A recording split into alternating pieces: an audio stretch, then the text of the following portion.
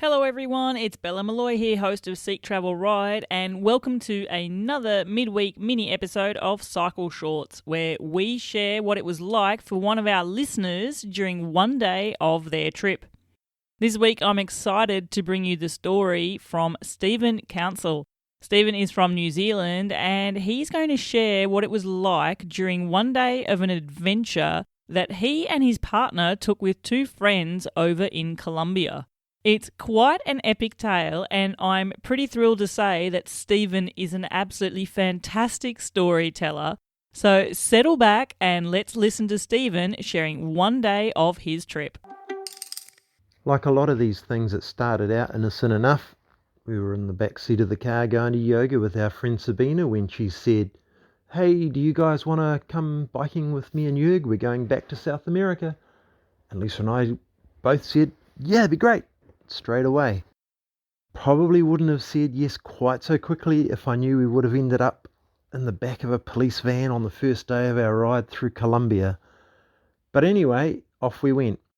My name's Stephen Counsell. I live in Queenstown in New Zealand, and this is the first day of our bike trip through Colombia. I wasn't in particularly great shape. I'd had kidney surgery that hadn't gone quite to plan, and had only got out of a hospital about a week before the trip. And our friends Sabina and Jurg are both really great athletes. Sabina runs ultra marathons, and Jurg has done Hawaii Ironman amongst many other awesome events. Lisa and I, not so much. And me, particularly after my surgery, in a really bad way. So anyway, day one, we're leaving Cartagena in the north of Colombia and heading out all excited. Something to point out is Lisa and I had biked through France a few years before, and I'd made a clever little, if I say so myself, bike trailer. It converted from a suitcase that fitted our breakaway bike in, and then converted to a one-wheeled trailer similar to a bob but enclosed. So anyway, day one, we're heading out of town. It's just light, just after 6 in the morning, I guess. And we left the pretty part of town and we were biking through some of the poorer parts, incredibly crowded, to the point where we couldn't actually move on our bikes at one point going through a little market because of the density of people. We had to just stop, and I was wedged between a couple of vehicles quite happily. Anyway, as the sun starts coming up, and that's important, we're heading onto sort of the first part of, I guess we would call it highway. And it was beautifully sealed, nicer than a lot of the roads we have around where I live. And there was a big wide shoulder, probably 1.5 meters, maybe 2 meters almost wide, heading up a hill. And it's our first hill climb. I'm clearly the least fit, and I'm towing the trailer with Lisa and my gear. And Sabina and Jurg say, "Hey, we'll wait at the top of the hill." And I said to Lisa, "Look, you go ahead too, Lisa." So they all headed off up the hill, and I could see them spreading out. And as I'm biking up the hill, I look across to my right at one stage and see the sort of thing you see a lot in Colombia. A man on the side of the road in the bike lane, pushing up a hill at dawn a great big washing machine. He looks at me, his eyes get wide because there wasn't many gringo bike tourists around at that point, and I did the same. And we said hola and kept on going. Not long after that, maybe 15 minutes up the hill and 20 minutes maybe, I suddenly found myself in the air doing some kind of backflip, thinking, "Oh, this is going to hurt," not knowing what had happened. And I hit the deck pretty hard, and I'm lying there with my bike crumpled up somewhere nearby. And as I open my eyes and go, "Whew, what happened?" I see a big black boot in front of my nose, and I raise my eye slightly and I see the leg of a police uniform. Get up on my knees, and this guy helps me up, and he's a cop. And I'm going, "Oh, this can't be good." And I speak like 4 words of Spanish. And so anyway, he lifts me up, and I'm not sure what's happened. I look beside me and I see my bike trailer is just crumpled. It's made of aluminium mostly. And my bike lying there, and I'm just bleeding. But I shake myself off and go, "Oh, I'm not too bad." And the policeman sort of leads me down the hill, I don't know, 20 metres or something, to a tiny shack, 2 metres by 2 metres on the side of the road that was obviously there to sell vegetables in the shade or something. And I notice his motorbike lying on the side of the road. That's all quite odd. I really don't know what's going on.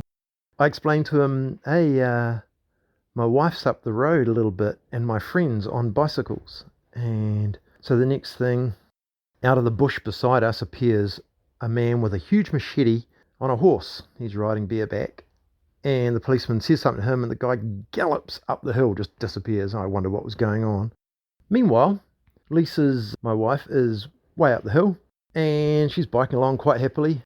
Sabina and Jörg are a few hundred metres ahead of her. And suddenly she hears horse hooves, turns around to see this bareback wild man galloping straight at her. And he's gesticulating with his machete. She's slightly terrified. This is day one, don't forget. And the sun's just come up. And she figures out that he's saying something to her about policia, and pointing down the hill. And she figures out, I need to go down the hill. She comes back down and finds me sitting with now 3 policemen, a van, a crumpled bike, and the police's motorcycle lying on its side still. She asked me what happened. I say, I think the cop hit me from behind, but I'm not entirely sure what hit me, but I'm fine. Anyway, the van's sort of just sitting there, and the policeman, who's actually, I've got to say, because people have preconceived ideas about Colombia, particularly friendly, and I didn't feel scared or intimidated at all. So anyway, they take me to the back of the van with my bike and pull open the doors, and sitting there, wide-eyed, is a man with a washing machine. Police basically look at him and go, right, mate, you're out. Grab him by the collar and literally pull him out of the van, get his washing machine, dump it on the side of the road, and throw my bike in and gesticulate for me to get in. I'm about to hop in, and they're like, no, and put me in the front passenger seat. Meanwhile, now there's a policeman that hit me who's driving the van, and there is 2 guys in the back with these huge guns that, I don't know what they were, some sort of semi-automatic weapon that were quite terrifying looking things, sitting in the back. Lisa's on her bike, so they put her in as well, and we head up the hill.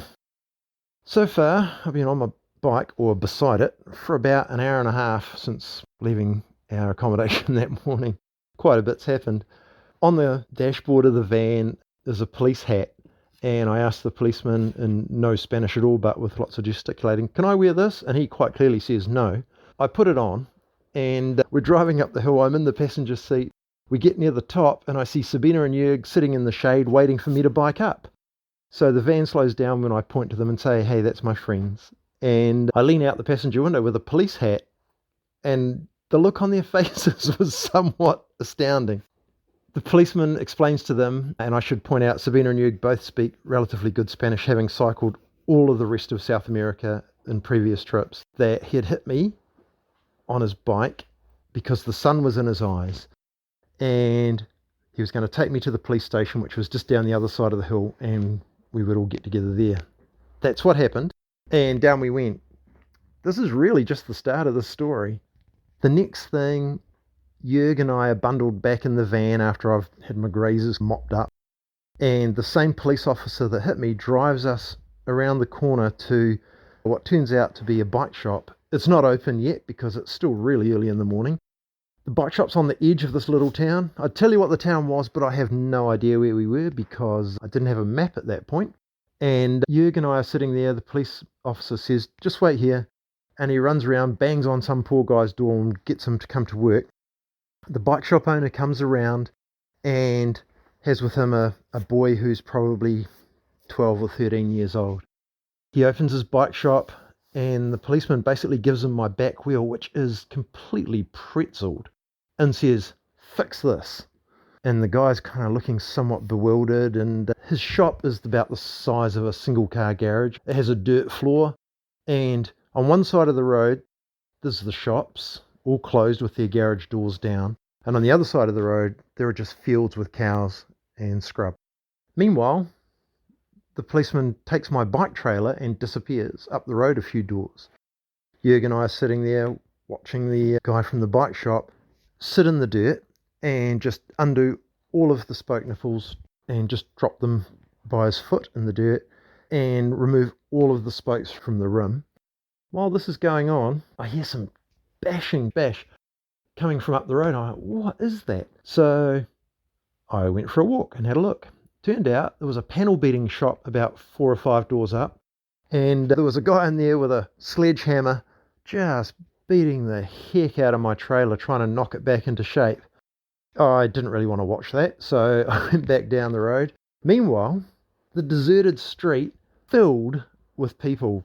There had been literally no one on there. A few cows mooing on the other side of the road. That's about it. And suddenly, out of nowhere, it seemed, 50 or 60 people just appeared, and they all trotting down the road. And there was a lot of shouting and screaming going on. It was maybe 50 or 100 metres away. The police officer, the same guy that had hit me, young guy, he's in his uniform. He has no weapon with him. He goes, oh, back in a minute. And he jogs down the road to where all this commotion is.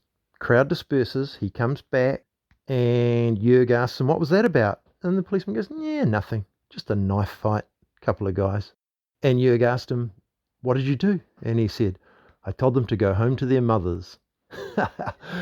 This poor cop, it turns out, had done a 24-hour shift, and he was riding home at the end of his shift. He was going up the hill. The sun was in his eyes. And the next thing, he hits me. And me being a tourist, the last thing they want to do is get in trouble with the tourists. And his senior station officer gives him instructions to sort my bike out and do it all before he goes home. I felt really sorry for the cop. He was such a lovely guy. What happened to my wheel? Amazingly, the man that took it apart wrapped it, leaned it against a metal pole that was holding up the veranda roof of his bike shop, and with the 12-year-old on one side and him on the other, managed to bend it, beat it, and hammer it around a pole and straighten it out enough that he could relace the rim. And I rode that for another 400 kilometres until we got to a bigger town where I could get a really good wheel built. Actually turned out to be a guy that was a Tour de France mechanic, built that wheel. And the only other thing that happened that day was they had to write a report for insurance, because we asked them, could we get a letter or something to give our insurance? It took maybe an hour and a half or 2 hours for 2 men to write this letter on a computer, one finger tapping the keyboard at a time. It was very slow. And they translated it using one of the online translation things back in the day. And my one-wheeled bike trailer translated as a monkey. And so it turned out that Stephen was riding his bike along the road, towing a monkey, and the sun caused him to crash, and the police were able to assist him. They didn't want to admit any kind of culpability, and that was fine with me too. Anyway, that's the first day of the trip. It went on quite a long time. We had quite a lot of adventures, but that was a heck of a start. Cheers, everyone. I only have one word for you, Stephen, and that is wow. What a way to start your adventure there. And listeners, if you are on Instagram, definitely check out our account on Seek Travel Ride, as I will be posting photos of Stephen's journey in Colombia, including that bike trailer that he had manufactured as well. So you can get a better picture in your mind of exactly what occurred there on this day. I don't even know where to start, Stephen. And in some respect, I don't need to, because you told the story so beautifully. You had me laughing out loud a few times, especially when the police van opens up and who's in the back? A man with a washing machine. Classic. Thank you so much for sharing your story. And listeners, I'm sure that this one had you laughing out loud at many various points as well. If you're enjoying Seek Travel Ride and you would like to support the show, the best way to do so is to hit up the Buy Me a Coffee link, which is in the show notes. It's an easy and quick way for you to donate to the show and to help keep my microphone turned on each and every week to bring you these amazing guest stories. As always, I do like sharing the messages which you also put towards your donations.